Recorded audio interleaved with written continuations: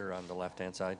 Baxter Holmes with ESPN. Steph, I was just curious if you could describe the evolution of the team's ball movement in Steve's first year to where the system is at today, just in terms of the passing.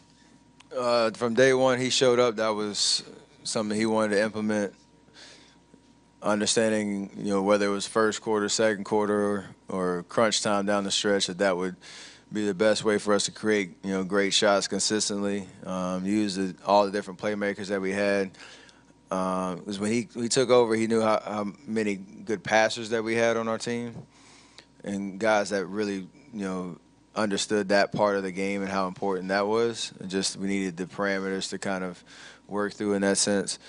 And we always joked. He always used to talk about his first year. He talked about Atlanta that year with Coach Budenholzer and the whole Spurs kind of, legacy of those coaches that go through there and implement in other organizations. They were always in their second year, and we could model our ball movement off of what they were doing. And there were different layers to their offense that we could get to that it wasn't always going to happen our first year and stuff like that. So he talked about it all the time, and it became kind of second nature that was going to be an important part of our offensive game plan. It looks easy now. Was it easy? Was it an easy transition?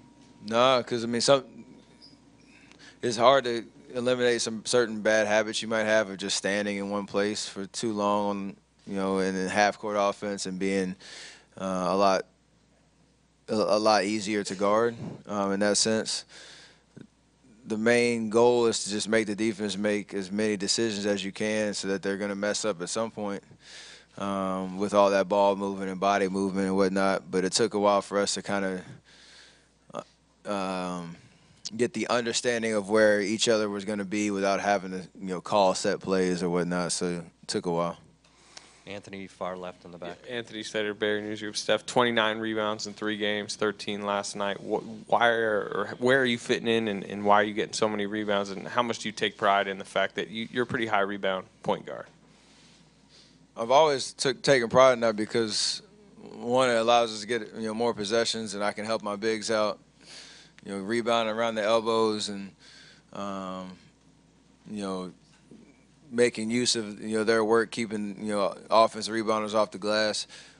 The best part about it is when myself or any other guard or wing gets a rebound, you don't need an outlet pass. You can take that rebound and just push and transition, and usually something good happens. In those opportunities. So this series has just been trying to stay active, make good reads on the ball,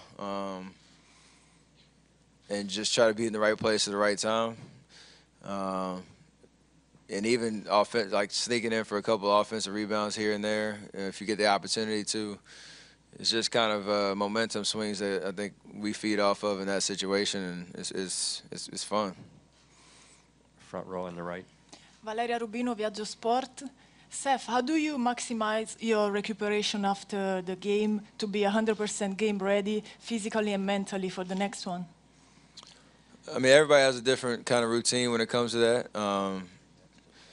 I try to stay as active as I can that next day, keep my body moving, maybe get some shots up, get a lift in.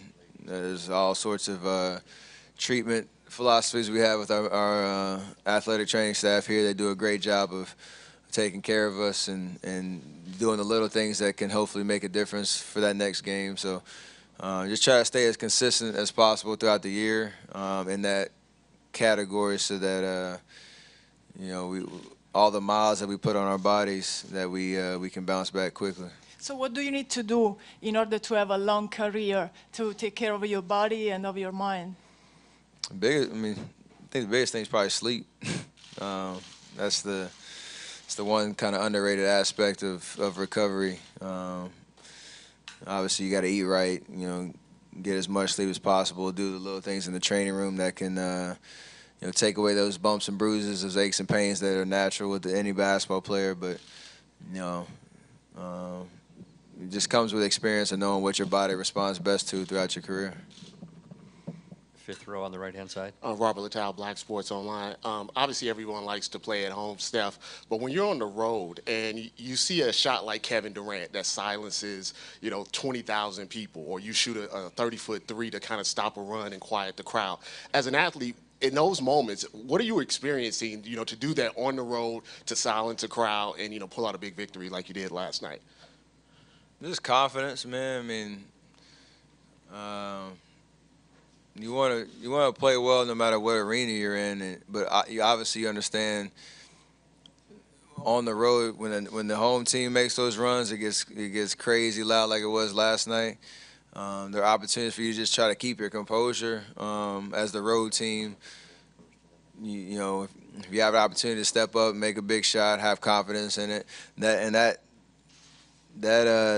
change in atmosphere is really fun as a road team when you're able to kind of get over that hump like we did last night, because it's just you your 13, 14 teammates, coaching staff. That's all you got in the building, really, and you kind of go against all odds in that kind of respect. And just one quick follow-up. After KD hit that shot, you had like a really funny reaction, to it. Is that just kind of spontaneous when you're on the court like that and just like it just is happening, or it's like, wow, like I can't, believe that this is happening, or is it just really, like I said, spontaneous? It's all spontaneous. Yeah, I wish I could have a little bit more control over the reactions in certain situations. I really don't know what I did last night. Like I saw it. No, I saw it. I don't know what I was doing. And I even dropped my mouthpiece because I was so uncoordinated in that sense. So that's what it is.